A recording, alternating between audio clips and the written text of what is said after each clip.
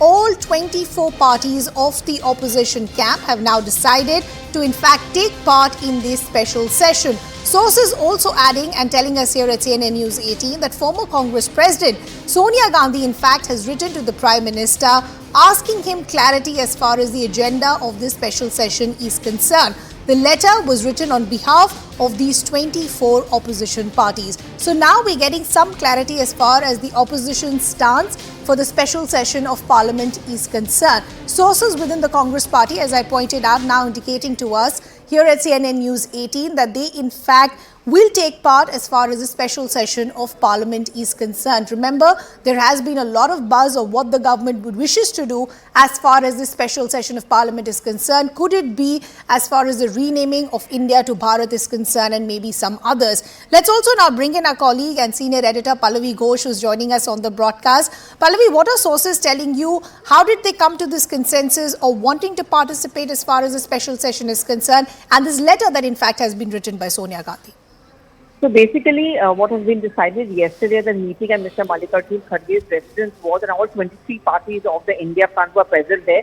And they kept on asking this question is that why is it the government calling a special session and why is there so much of a secrecy on it? There's so much of speculation on what could be the possible agenda, and therefore they've decided that one, Sonia Gandhi is going to be writing that letter, but other political parties who are part of it will also write a letter to the Prime Minister to mount pressure on him so that he reveals the agenda of the special session, because that's how they want to formalize their parliamentary strategy. But one thing which is very clear now, Ridhima, is that they've decided that somewhat they are not going to boycott the special session because they don't want to earn the tag of being against parliamentary democracy. And also they're saying that this is our opportunity now to take on the government on whatever legislation it plans to bring, and we are going to argue with the government on the floor of the House of Assembly.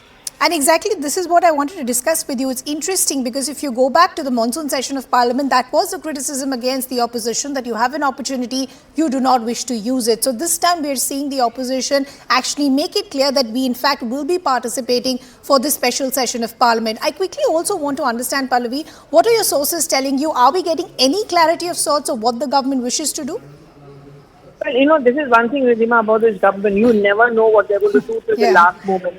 There's a huge bet, of course, on any game changer bill, which could be something like a woman reservation bill for that matter. But clearly, I think the opposition strategy, they realized from the last session that, if you decide to boycott, it actually suits the BJP. And therefore, this time around, they want to confront the government. If it's a woman reservation bill, then I don't think there's going to be any problem of consensus because no party, frankly speaking, can afford to oppose it. One nation, one poll is going to be difficult to bring in at this point of time because as we are seeing, the deliberations are still going on. Today is just the second meeting of the committee.